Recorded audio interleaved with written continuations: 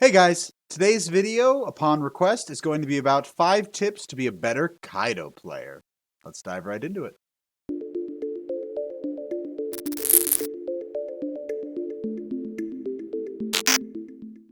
If you've been playing any amount of One Piece up until this point online, whether it's through Untap or Tabletop Simulator, you would know that we have 4 decks that are currently available to us given the legality.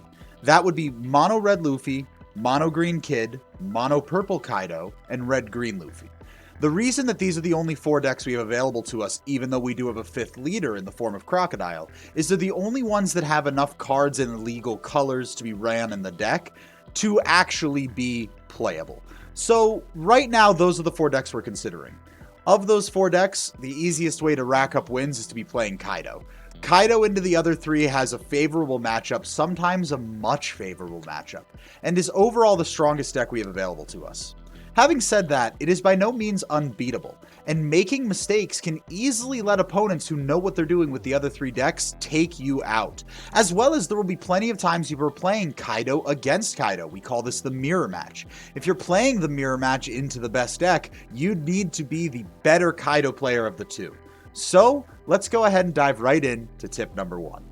The first tip I have is try to play your king as soon as you possibly can.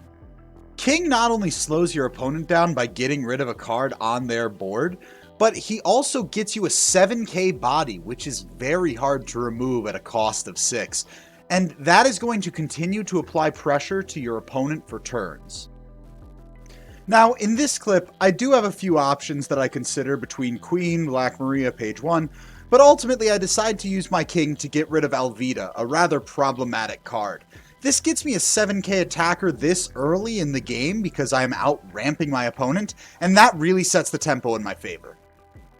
Being able to have a 7k attacker while your opponent is only at 4 Dawn just because you can turbo him out, that also makes your opponent lose one of their weaker cards, really pushes you ahead, and the earlier you can be playing those kings the better.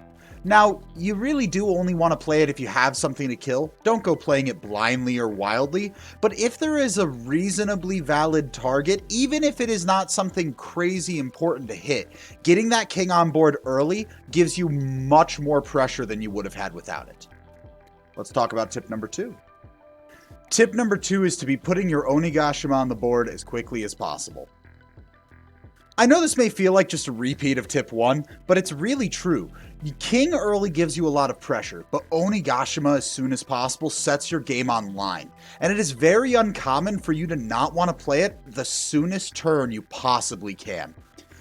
In this clip, I actually had 2 other options. I could have used Who's Who to blow up his attacker, or continued to ramp with Jack, and then not have wasted that 1 extra Dawn because my extra Dawn that comes in through Jack comes into play active, so I could have then also played Black Maria.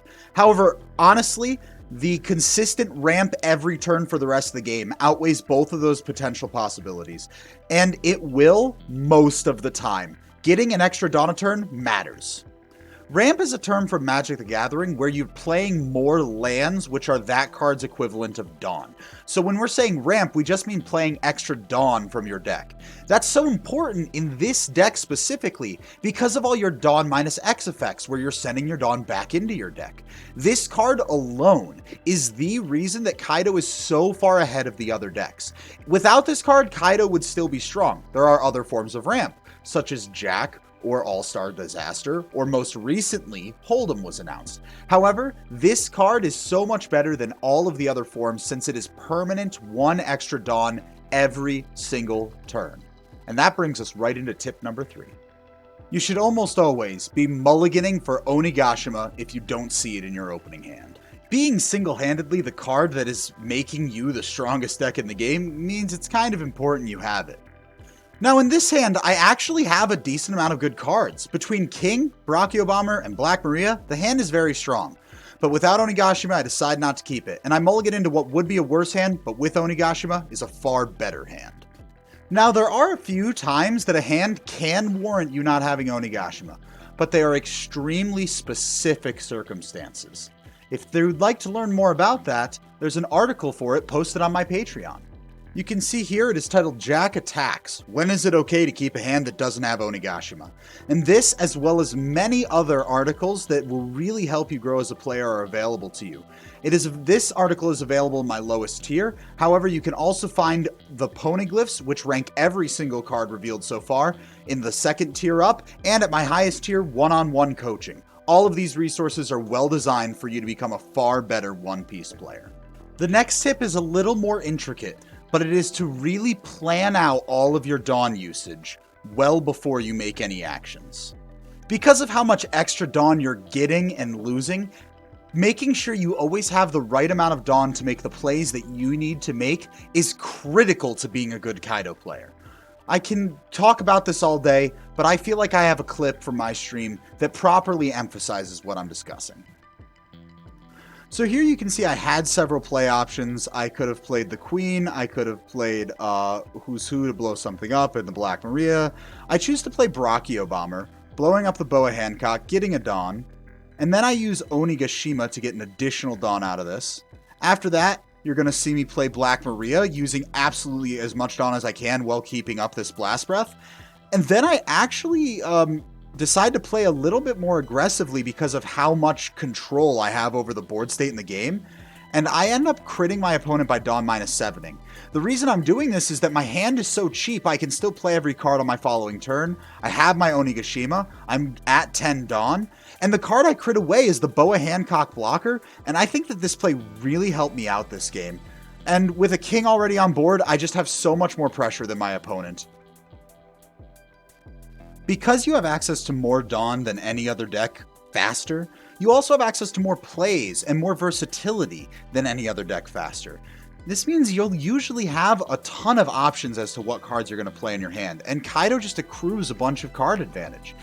When you're making plays and deciding how much Dawn you're going to use, how much Dawn you're going to lose, you need to not only be considering what you're going to play this turn, but also what you're going to play next turn, how your plays impact your following turn.